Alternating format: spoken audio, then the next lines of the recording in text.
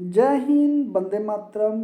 आज मैं आप लोगों के सामने फिर से लेके उपस्थित हूँ एक नई वीडियो और इसमें हम लोग डिस्कशन करने वाले हैं जो राजस्थान अध्यापक पात्रता परीक्षा जो 2021 में हुई थी उसी का उसी पेपर को लेके हम लोग आज डिस्कशन करने वाले हैं। अगर यहाँ पे आप देखेंगे तो यहाँ पे आपको परीक्षा तिथि भी यहाँ पे आपको देखने को मिल जाएगा।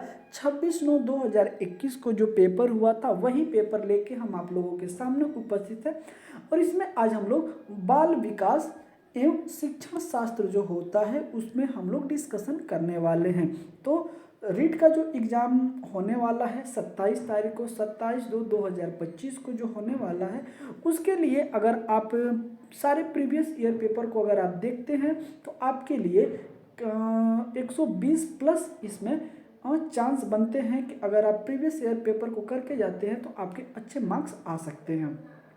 तो बने रहिएगा वीडियो में। अगर आपको और भी क्लासें अगर देखनी होगी और भी सेशन देखने होंगे तो कृष्णा स्टडी मस्ती के यूट्यूब चैनल पे आप वहाँ से जाके आप जो है कि और वीडियो देख सकते हैं। अगर चैनल पे पहली बार विजिट कर रहे हैं तो चैनल को सब्सक्राइब कर लीजिएगा, बेल आइकन को प्रेस कर लीजिएगा जिससे कि आपको नए नए अपडेट मिलते रहे। तो चलिए सेशन को स्टार्ट करते हैं। और सेशन को स्टार्ट करने से पहले किसी ने क्या खूब कहा है, मुझे फिर से तराश दे ए खुदा, मुझे फिर से तराश दे ए खुदा, कई लोगों ने मुझे जर्रा जर्रा तोड़ा है, कई लोगों ने मुझे जर्रा जर्रा तोड़ा है। तो ये सारी चीज़ें हैं। अब हम लोग उसको ख़त्म करते हैं और आते हैं अपने सीधे क्वेश्चन पे। और हम लोगों का अगर हम बात करें तो बाल विकास एवं शिक्षण शास्त्र आज हम लोग शुरू करने वाले हैं। और इसमें ये रहा हम लोगों का आज का पहला क्वेश्चन। पहले क्वेश्चन को आप बहुत ही ध्यान से देखिएगा। बोला गया है कि अल्बर्ट बंडूरा द्वारा प्रस्तावित अधिगम का सिद्धांत है, तो क्या है हमें बताना है। ऑप्शन नंबर ए कह रहा है कि शास्त्रीय अनुबंधन सिद्धांत, बी कह रहा है कि संज्ञानात्मक सिद्धांत, सी कह रहा है अंतर्दृष्टि अधिगम और डी कह रहा है सामाजिक अधिगम सिद्धांत। तो अगर हम बात करते हैं अल्बर्ट बंडूरा की तो इनके द्वारा जो इन्होंने सिद्धांत दिया था उस सिद्धांत का नाम है सोशल लर्निंग थ्योरी। क्या है? Social learning theory. इस वजह से हमारा डी इज द क्या हो जाएगा, करेक्ट ऑप्शन हो जाएगा। D is the correct option हो जाएगा हम लोगों का सोशल लर्निंग थ्योरी, सामाजिक अधिगम सिद्धांत जो है कि यह सिद्धांत अल्बर्ट बंडूरा जी ने दिया था। तो आइए आगे चलते हैं और इनके बारे में कुछ देखते हैं की पॉइंट्स। अल्बर्ट बंडूरा द्वारा प्रस्तावित अधिगम सिद्धांत सामाजिक अधिगम सिद्धांत है। सामाजिक अधिगम सिद्धांत का प्रतिपादन अल्बर्ट बंडूरा ने किया था। इसके अनुसार व्यक्ति अवलोकन, नकल और आदर्श व्यवहार के प्रतिमान के माध्यम से एक दूसरे से क्या करते हैं तो सीखते हैं। कौन कौन से? अवलोकन के माध्यम से, नकल के माध्यम से और आदर्श व्यवहार के माध्यम से एक दूसरे से क्या करते हैं, सीखते हैं। ओके, आइए आगे क्या बोला गया है। समाज द्वारा स्वीकार किए जाने वाले व्यवहार को अपनाना तथा वर्जित व्यवहार को नकारना ही सामाजिक अधिगम है।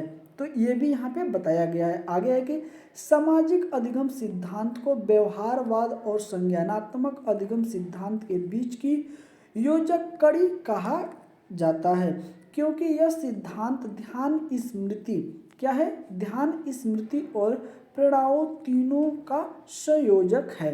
तो यह भी हमें क्या करना है, याद रखना है। और इसी में से की पॉइंट को हो सकता है अगली बार कुछ और करके पूछ दे।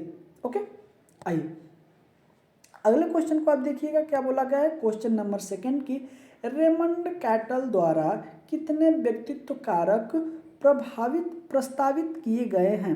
तो रेमंड कैटल द्वारा कितने व्यक्तित्व कारक प्रभावित किए गए हैं। ऑप्शन नंबर ए कह रहा है कि 5, ऑप्शन नंबर बी कह रहा है 14, ऑप्शन नंबर सी कह रहा है 16 और ऑप्शन नंबर डी कह रहा है 18। तो हमें बताने हैं कि वो कितने हैं यहाँ पे। ओके, तो चलिए, तो यहाँ पे हम लोगों का ऑप्शन नंबर इसमें क्या करेक्ट हो जाएगा, ऑप्शन नंबर सी करेक्ट हो जाएगा। 16 उन्होंने बताए हैं। तो कितने बताए हैं, 16 बताए हैं। तो हमारा करेक्ट ऑप्शन क्या हो जाएगा, करेक्ट ऑप्शन इसमें सी हो जाएगा। ओके, आइए आगे चलते हैं, देखिएगा। रेमंड कैटल ने 16 व्यक्तित्व कारक प्रस्तावित किया था। कैटल व्यक्तित्व के शील गुण सिद्धांत, तो इन्होंने कौन सा सिद्धांत दिया है, तो शील गुण सिद्धांत से संबंधित है। कैटल के अनुसार 23 मूल शील गुण होते हैं जो सामान्य व्यक्ति में पाए जाते हैं। 12 ऐसे मूल शील गुण हैं जो असामान्य व्यक्ति में पाए जाते हैं। अगर एक पूर्ण व्यक्ति की, अगर मैं सामान्य व्यक्ति की बात करूं तो उसमें 23 पाए जाते हैं और 12 जो होते हैं वो इसमें अलग अलग बताए गए हैं। ठीक है, 12 ऐसे शील गुण सिद्धांत है जो असामान्य व्यक्ति में पाए जाते हैं। 23 में से 16 को कैटल ने अत्यधिक महत्वपूर्ण बताया है और इनमें मापने के लिए एक विशेष प्रश्नावली भी तैयार की, जिसे 16 व्यक्तित्व कारक प्रश्नावली या 16 PF की संज्ञा दी गई है। या तो इसे हम शॉर्ट फॉर्म में 16 PF कहते हैं या फिर 16 व्यक्तित्व कारक प्रश्नावली कहते हैं। इनका 2 नाम बताया गया है। आइए आगे चलते हैं। चलिए क्वेश्चन नंबर 3 देखिएगा। इसमें क्या बोला गया है, निम्न में से कौन सा मास्लो की आवश्यकताओं के पदानुक्रम में सम्मिलित नहीं है। इसमें हम लोगों को क्या देखना होता है, तो नहीं वाले को बहुत ही ध्यान से देखना होता है, नहीं तो ये क्वेश्चन हम लोग क्या करते हैं, गलत कर देते हैं। ओके, आइए आगे देखते हैं क्या बोला गया है। तो इसमें हम लोग देखते हैं ऑप्शन नंबर ए कह रहा है कि दैहिक आवश्यकता, बी कह रहा है व्यक्तिवाद एवं समूहवाद, सी कह रहा है स्नेह एवं संबद्धता और डी कह रहा है आत्मसिद्धि। तो ये 4 ऑप्शन हो गए हैं और इसमें से बताना है कि हमारा सही क्या है। अगर हम बात करते हैं मास्लो की आवश्यकता के अनुसार जो इसमें शामिल नहीं है, तो 3 तो इसमें शामिल होंगे, जो नहीं है वही हमें इसमें क्या करना है, चूज करना है। तो उस हिसाब से हमारा करेक्ट ऑप्शन हो जाएगा option number b is the correct option. B is the क्या हो जाएगा, करेक्ट ऑप्शन हो जाएगा। व्यक्तिवाद एवं समूहवाद जो है कि इसमें नहीं शामिल है, बाकी की हैं। आइए आगे देखिएगा क्या है इसमें। व्यक्तिवाद एवं समूहवाद मास्लो की आवश्यकताओं के पदानुक्रम में सम्मिलित नहीं है। अब इनमें क्या क्या है, तो उस चीज को यहाँ पे दर्शाया गया है। मास्लो मनुष्य की आवश्यकताओं को पदानुक्रम के रूप में देखता है जो अवरोही क्रम में आरंभ होकर निम्न से उच्च आवश्यकताएं होती हैं और इस परिणाम पर पहुंचती हैं कि जब आवश्यकता का सेट पूरा हो जाता है तो अन्य सेट की आवश्यकता उत्पन्न हो जाती है। मैस्लो मनुष्य की आवश्यकता को प्रबलता के अनुक्रम में रखता है। ये बातें आपको समझनी होगी। निम्नतर छोर पर शारीरिक और सुरक्षा आवश्यकताएं हैं तथा आत्म प्रत्यक्षीकरण आवश्यकता उच्चतम छोर पर है। जो आत्म प्रत्यक्षीकरण है वो उच्चतम पर है और शारीरिक की सुरक्षा जो है कि वो क्या है, तो निम्नतर पे है। ओके, आइए आगे क्या बोला गया है देखिएगा। मैस्लो द्वारा महत्व के अवरोही क्रम में निर्धारित मनुष्य की आधारभूत आवश्यकताएं निम्न प्रकार हैं। इसमें दिया गया है आपको जो देखिएगा कि अगला है कि शारीरिक आवश्यकताएं, दूसरा है सुरक्षा या बचाव आवश्यकताएं, तीसरा है संबंध या स्वीकृति आवश्यकताएं और चौथा है सम्मान की आवश्यकताएं और पांचवा है आत्म प्रत्यक्षीकरण की आवश्यकताएं। तो ये इसमें आपको 5 बताया गया है जो कि ये आवश्यक है। तो पहला क्या है, शारीरिक, दूसरा क्या होना चाहिए, वो सुरक्षा होना चाहिए, उससे बचाव होने की आवश्यकता है, और तीसरा है जो संबंध स्वीकृति की, और चौथा है सम्मान की, और पांचवा जो है कि आत्म प्रत्यक्षीकरण की है। ओके, इस तरीके से भी आप क्वेश्चन को याद रखिएगा। आइए अगले क्वेश्चन को देखिएगा। एक व्यक्ति में एक समय पर 2 विपरीत इच्छाओं का होना कहलाता है, क्या कहलाता है? तो ऑप्शन नंबर ए कह रहा है कि द्वंद्व, बी कह रहा है कुंठा, सी कह रहा है चिंता और डी कह रहा है कि दबाव।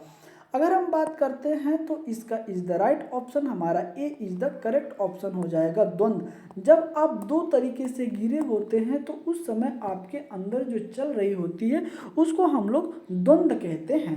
ओके, आइए इसके बारे में देखते हैं कि द्वंद्व में क्या क्या है। देखिएगा, एक व्यक्ति में एक समय पर दो विपरीत इच्छाओं का होना द्वंद्व कहलाता है। क्रो के अनुसार, एक वैज्ञानिक है उनका नाम है क्रो के अनुसार इन्होंने क्या बोला है कि द्वंद्व या संघर्ष उस समय उत्पन्न होते हैं जब एक व्यक्ति को पर्यावरण की उन शक्तियों का सामना करना पड़ता है जो उसकी स्वयं की रुचियों और इच्छाओं के विपरीत कार्य करता है।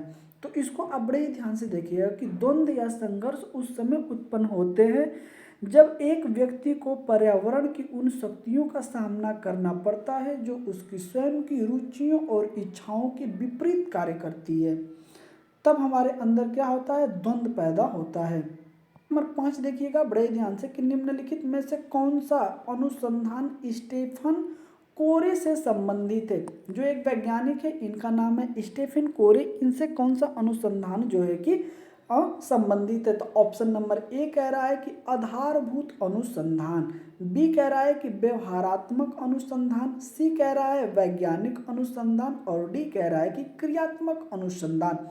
अगर हम बात करते हैं कि इसका इज द राइट ऑप्शन क्या हो जाएगा क्वेश्चन नंबर 5 का, तो इसका इज द राइट ऑप्शन हम लोगों का D is the correct option हो जाएगा।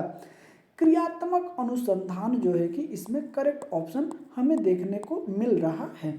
आइए आगे चलते हैं डिस्कशन के तरफ। बड़े ही ध्यान से इसमें देखिएगा कि क्रियात्मक अनुसंधान स्टीफन कोरे से संबंधित है। शिक्षा के क्षेत्र में क्रियात्मक अनुसंधान का विकास 1926 से माना जाता है।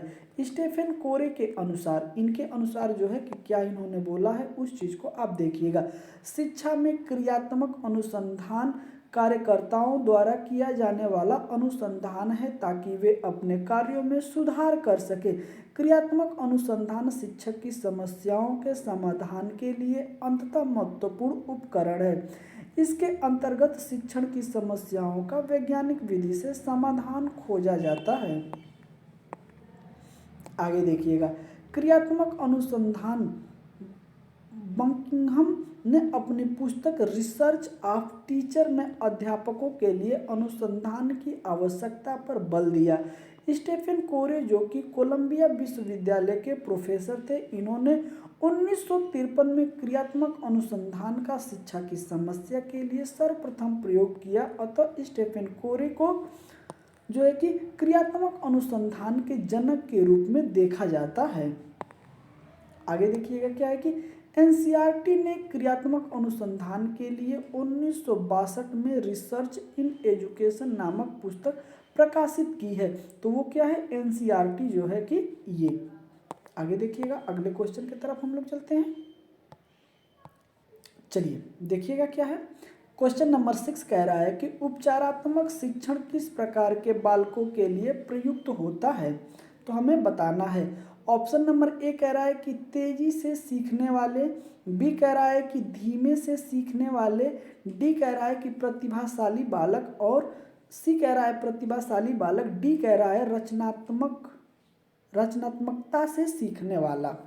अब हमें बताना है कि इसमें क्या सही है। अगर हम बात करते हैं किसका, तो बात करते हैं उपचारात्मक शिक्षण की, इसमें बात किया गया है। तो इसमें हो जाएगा आपका इज द राइट ऑप्शन, इसमें बी हो जाएगा स्लो लर्नर। ओके, क्या हो जाएगा, स्लो लर्नर्स, धीमे सीखने वाले बच्चे। ओके, धीमे सीखने वाले, बी इज द क्या हो जाएगा, करेक्ट ऑप्शन हो जाएगा। आगे देखिएगा, उपचारात्मक शिक्षण धीमे सीखने वाले बालकों के लिए प्रयुक्त होता है। कमजोर विद्यार्थियों के शिक्षण अधिगम के दोषपूर्ण प्रभाव को दूर करने की प्रक्रिया उपचारात्मक शिक्षण कहलाता है। ऐसा शिक्षण दोषों के निदान पर आधारित है और शिक्षार्थियों की कमजोरियों को दूर करता है। आगे देखिएगा, उपचारात्मक शिक्षण के निम्न उद्देश्य हो सकते हैं। तो इनके उद्देश्य क्या क्या हो सकते हैं उसके बारे में बताया गया है। प्राप्त ज्ञान में कमियों का निराकरण करना, मतलब प्राप्त जो ज्ञान है उनमें कमियों का निराकरण करना। दूसरा है कि कौशलों की अधिगम प्रक्रिया के दौरान त्रुटियों एवं दोष को सुधारना। आगे बोला गया है कि समुचित दिशा में विकास का मार्ग प्रशस्त करना। आगे बोला गया है, चौथा पॉइंट है कि समाज में स्वीकृति आदतों का परिमार्जन करना। और पांचवा पॉइंट बोला गया है कि विषय विशेष को सीखने में अक्षमताओं को दूर करना। तो ये इनके 5 पॉइंट यहाँ पे दिए गए थे। ओके, आइए आगे चलते हैं। देखिएगा क्वेश्चन नंबर 7 क्या कह रहा है, शिक्षण की खेलकूद विधि किस सिद्धांत पर आधारित है। तो इसमें क्या बोला गया है कि शिक्षण की खेलकूद विधि किस सिद्धांत पर आधारित है। आइए ऑप्शन की तरफ चलते हैं और ऑप्शन को हम लोग देखते हैं। तो ये रहे हमारे 4 ऑप्शन। चलिए बड़े ध्यान से देखिएगा। ऑप्शन नंबर ए कह रहा है कि शिक्षण की विधियों के सिद्धांत, बी कह रहा है वृद्धि और विकास का सिद्धांत, सी कह रहा है शिक्षण का समाजी शास्त्रीय सिद्धांत और डी कह रहा है शारीरिक शिक्षा कार्यक्रम, फिजिकल एजुकेशन प्रोग्राम। ओके, तो बड़े ही ध्यान से इनको देखिएगा। पहला क्या बोला है इसमें, theories of methods of technique teaching, B कह रहा है principle of growth and development, C कह रहा है कि सोशलाइजेशन प्रिंसिपल ऑफ टीचिंग और डी कह रहा है कि फिजिकल एजुकेशन प्रोग्राम। अगर हम बात करते हैं तो इसका इज द राइट ऑप्शन हमारा B is the correct option हो जाएगा, principle of growth and development. तो बी हमारा क्या हो जाएगा, करेक्ट ऑप्शन इसमें देखने को मिल जाएगा, जिसमें हम बोलते हैं कि वृद्धि और विकास का सिद्धांत, principal of growth and development. तो चलिए इसके बारे में हम लोग एक एक करके देखते हैं कि क्या है। देखिएगा, शिक्षण की खेलकूद विधि वृद्धि और विकास के सिद्धांत पर आधारित है। शिक्षण की खेल विधि के जन्मदाता फ्रावेल को माना जाता है। आधुनिक युग में हेनरी कोल्डवेल कुक पहला व्यक्ति था जिसने बालक को शिक्षा देने के लिए इस विधि का प्रबल समर्थन किया था। आगे देखिए क्या है, कोल्डवेल ने बताया कि बालक कार्य को पूर्ण हृदय से तभी करता है जब वह खेल में होता है, अतः उसके प्रत्येक कार्य के लिए खेल की विधि को अपनाना अनिवार्य है। खेल द्वारा किए जाने वाले कार्य जिससे बालक की शारीरिक, मानसिक, सामाजिक और आध्यात्मिक जो है कि शक्तियाँ विकसित या क्रियाशील होती हैं खेल के द्वारा। आगे क्या बोला गया है, उसके कार्य और विचार में सामंजस्य स्थापित होता है और वह प्रगति के पथ पर अग्रसर होता है। रायबर्न के अनुसार, इनके अनुसार क्या बोला गया है, इन्होंने बोला है कि यह विधि बालक की शारीरिक, मानसिक, सामाजिक और आध्यात्मिक शक्तियों का विकास करके उसके व्यक्तित्व को संतुलन करती है। तो रायबर्न के अनुसार ये विधि बताई गई है। आइए आगे चलते हैं। क्वेश्चन नंबर 8 देखिएगा। क्वेश्चन नंबर 8 में क्या बोला गया है कि एनसीएफ 2005 की राष्ट्रीय स्टीयरिंग समिति के अध्यक्ष कौन थे। तो हमें बताना है कि वो कौन थे। ओके, चलिए तो कौन थे। ऑप्शन नंबर ए है प्रोफेसर कोठारी, बी कह रहा है प्रोफेसर मल्होत्रा, सी कह रहा है प्रोफेसर यशपाल और डी कह रहा है कि प्रोफेसर राम मूर्ति। तो अगर हम मानते हैं कि इसका इज द राइट ऑप्शन क्या हो जाएगा, तो इसका इज द राइट ऑप्शन हम लोगों का सी हो जाएगा। C is the correct option, professor Yashpal हो जाएंगे। ओके, प्रोफेसर यशपाल हो जाएंगे। आइए, एनसीएफ 2005 की राष्ट्रीय स्टीयरिंग समिति के अध्यक्ष प्रोफेसर यशपाल थे। विद्यालयी शिक्षा के लिए राष्ट्रीय पाठचर्या की रूपरेखा की समीक्षा के लिए इस समिति का गठन किया गया। राष्ट्रीय पाठचर्या की रूपरेखा एनसीएफ 2005 एनसीईआरटी नई दिल्ली के तत्वावधान में राष्ट्रीय पाठचर्या की रूपरेखा 2000 की समीक्षा हेतु प्रोफेसर यशपाल की अध्यक्षता में एक संचालन समिति, नेशनल स्टीयरिंग कमेटी और 21 राष्ट्रीय फोकस समूह का गठन किया गया था। ओके, इस तरीके से भी आप इनके बारे में याद रखें। आगे देखिएगा क्या बोला गया है। आगे है कि RTE act 2009 is for the children of which age groups. बोला गया है कि आरटीई अधिनियम 2009 किस आयु समूह बालकों के लिए है। Right to education act 2009 is for the children of which age group, मतलब हमें वो एज बतानी है, ठीक है। तो ऑप्शन नंबर ए कह रहा है कि 5 से 12 वर्ष के लिए, ओके। बी कह रहा है कि 12 से 18 वर्ष के लिए, और सी कह रहा है कि 7 से 15 वर्ष के लिए, और डी कह रहा है कि 6 से 14 वर्ष के लिए।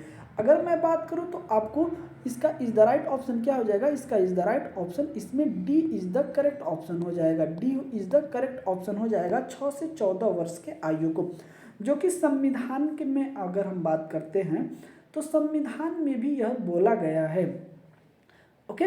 जो कि 21 का ए अनुच्छेद है, उसमें ये बताया गया है कि निःशुल्क शिक्षा अनिवार्य है, और वो कितने वर्ष के लिए है, तो 6 से 14 वर्ष के बालकों के लिए निःशुल्क शिक्षा जो कि का प्रावधान किया गया है। आइए आगे है राइट टू एजुकेशन एक्ट 2009 6 से 14 वर्ष समूह के बालकों के लिए है। शिक्षा के अधिकार को मौलिक अधिकार बनाने के लिए संविधान में 86वां संशोधन किया गया। उल्लेखनीय है कि बच्चों के लिए निःशुल्क और अनिवार्य बाल शिक्षा का अधिकार अधिनियम 2009 लागू किया गया। आगे देखिएगा, इसके पश्चात देश में प्रारंभिक शिक्षा को मौलिक अधिकार का दर्जा प्राप्त हो गया।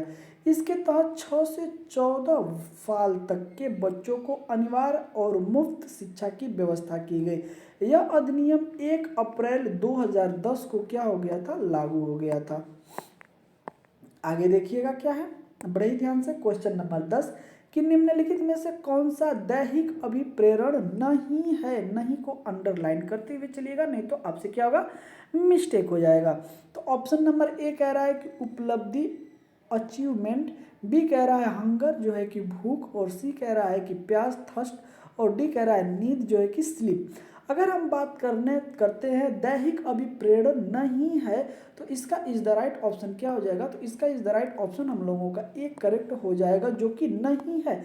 बाकी जो एक इंसान होता है, चाहे एक बच्चा हो, चाहे वो वयस्क हो या वो बच्चा हो, उसके लिए भूख लगता ही लगता है।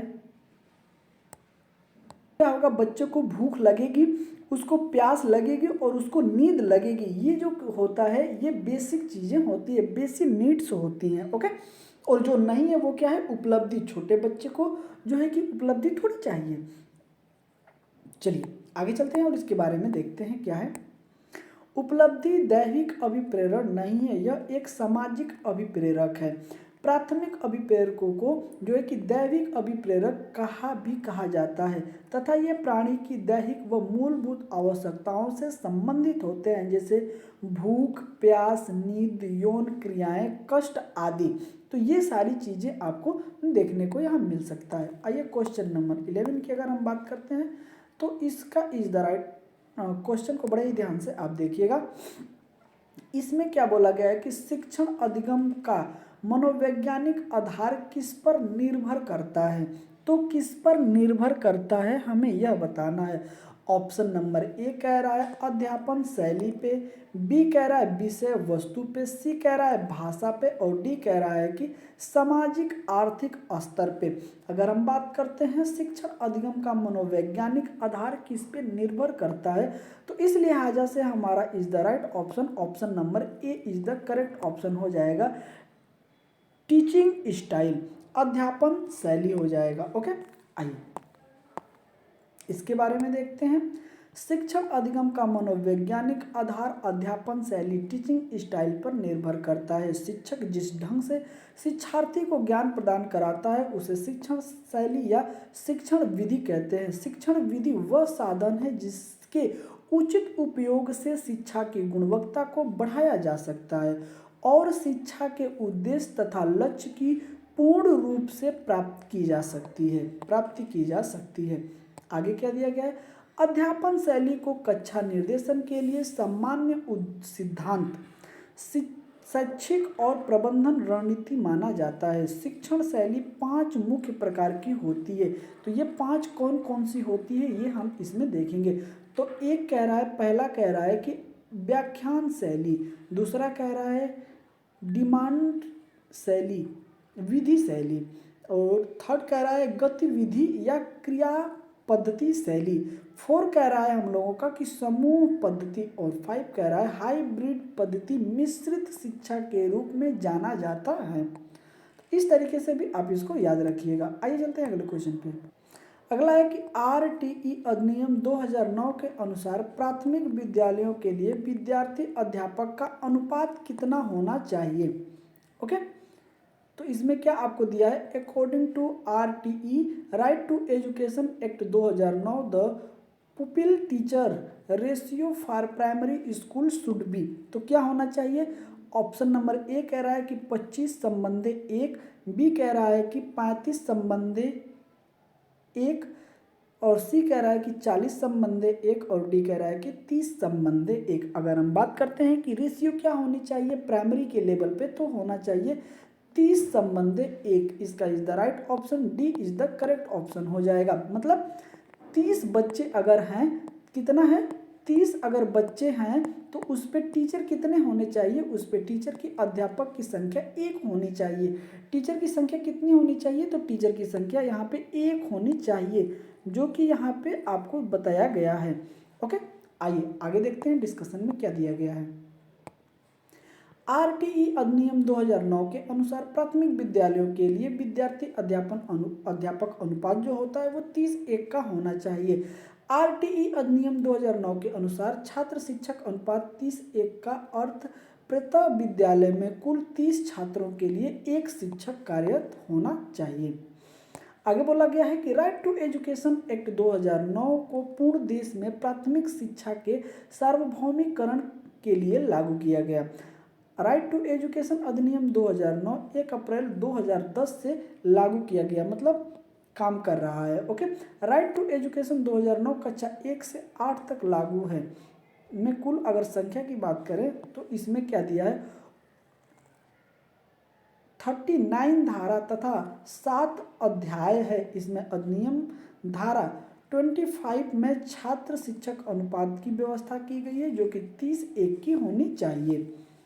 आइए अगले क्वेश्चन की तरफ चलते हैं, और अगले क्वेश्चन को आप बड़े ही ध्यान से देखिएगा कि मध्यावधि परीक्षा एक उदाहरण है।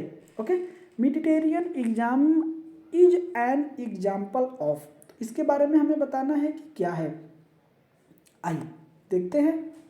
ए कह रहा है कि रचनात्मक मूल्यांकन का, बी कह रहा है कि मानदंड संदर्भित मूल्यों का, सी कह रहा है योगात्मक मूल्यांकन का, और डी कह रहा है नैदांतिक मूल्यांकन का। तो अगर हम बात करते हैं कि इसका राइट ऑप्शन क्या हो जाएगा, तो इसका इज द राइट ऑप्शन, इसमें हम लोगों का सी हो जाएगा, योगात्मक मूल्यांकन का। क्या हो जाएगा, योगात्मक मूल्यांकन का। आइए इसके बारे में हम लोग कुछ डिस्कशन करते हैं और एक एक पहलुओं को इसमें समझते हैं। मध्यावधि परीक्षा योगात्मक मूल्यांकन का एक उदाहरण है। योगात्मक मूल्यांकन व्यक्तियों को उनकी उपलब्धियों को मापकर वर्गीकृत करने में सहायता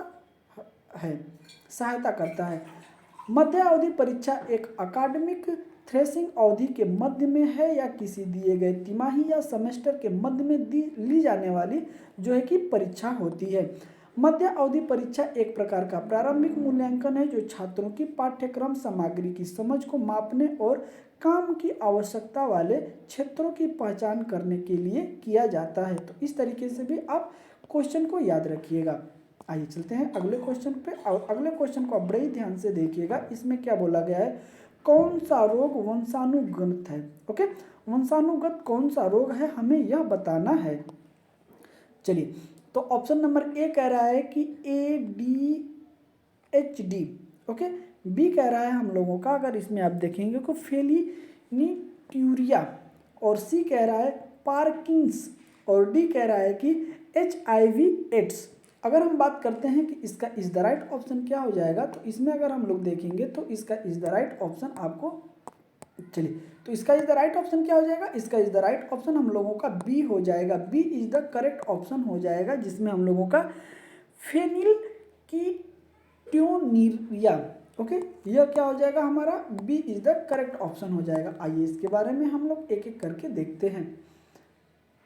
फिनाइलकीटोन्यूरिया एक वंशानुगत रोग है जिसे आमतौर पर PKU के रूप में जाना जाता है, जिसमें शरीर के फेनिलएनिल नामक एमिनो एसिड बनने लगता है।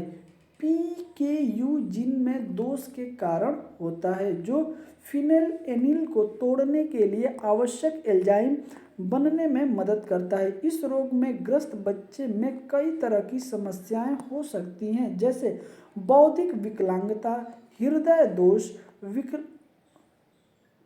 विलंबित वृद्धि, जन्म के वक्त शिशु के वजन में कमी होना, एक असामान्य रूप से छोटा सिर हो सकता है। तो ऐसे सारे आपको उसमें देखने के कारण मिल सकते हैं। आइए चलते हैं अगले। चलिए अगले क्वेश्चन को देखिएगा कि निम्नलिखित में से कौन सा बुद्धि का निष्पादन परीक्षण है। तो हमें बताना है कि कौन सा इसमें है। ओके, दिया है which of the following is a performance test of intelligence. Okay, option number A कह रहा है कि भाटिया बैटरी परीक्षण, बी कह रहा है कि रोसा परीक्षण, और सी कह रहा है कि हम लोगों का WAIC, और उसके बाद हम लोगों का डी कह रहा है कि रेवन का SPM। तो इसका हम लोगों का इज द राइट ऑप्शन क्या हो जाएगा, इसमें इज द राइट ऑप्शन हम लोगों का ए हो जाएगा, भाटिया परीक्षण। तो बुद्धि का निष्पादन परीक्षण कौन है, तो इसमें भाटिया परीक्षण, भाटिया बैटरी है जो कि भाटिया बैटरी परीक्षण किया जाता है। आइए इसके बारे में करके एक एक बिंदुओं को देखते हैं। भाटिया बैटरी परीक्षण बुद्धि का निष्पादन परीक्षण है। निष्पादन परीक्षण से तात्पर्य ऐसी परीक्षा जिसमें व्यक्ति को कुछ कार्य करने के लिए दिए जाते हैं जिसे वह अपने हाथों से ही करता है, जैसे चित्रों को एक क्रम में सजाना, कुछ गुटकों को लेकर उसके एक नमूना बनाना, एक वर्ग का निर्माण करना अथवा चित्र पूर्ति करना आदि। इसमें भाषा का प्रयोग नहीं किया जाता है, अतः इसमें अशिक्षित, विकलांग, गूंगे, बहरे आदि सभी प्रकार के बालकों पर प्रशासित किया जा सकता है। मतलब इनके साथ भी यह परीक्षण किया जा सकता है। अब इसमें इनकी कुछ खूबियाँ दी हुई हैं और बाकी इनके बारे में बताया गया है, इन्हें भी आप देखते हुए चलिएगा। इस परीक्षण का निर्माण प्रोफेसर VM भाटिया ने किया था, CM भाटिया ने किया था, 1955 में किया गया था। इसमें 5 प्रमुख बौद्धिक उप परीक्षण है। यह Bhatia battery of performance test of intelligent कहलाता है। तो इसमें जो है कि 5 जो है कि टाइप के जो कि स्टेज दिए गए हैं वो क्या क्या से हैं, उसमें आपको बड़े ध्यान से देखिएगा। पहला है कोह ब्लॉक डिजाइन परीक्षण, दूसरा है अलेक्जेंडर पास एलाय परीक्षण, और तीसरा है आंकिक तत्कालीन स्मृति परीक्षण, और चौथा है चित्र बनाना परीक्षण, और पांचवा है आकृति चित्रण परीक्षण। तो ये इनके 5 तरीके से परीक्षण हैं। बाकी सेशन बहुत ही लंबा हो जाएगा, इसलिए मैं कोशिश करूंगा कि जो 15 क्वेश्चन बचे हैं वो मैं अगले सेशन में आपको करा दूं। तो सेशन आपको कैसा लगा जरूर आप हमें कमेंट करके बताइएगा। मिलते हैं आपसे अगले सेशन में, तब तक के लिए जय हिंद, वंदे मातरम, और अपना ख्याल रखिएगा।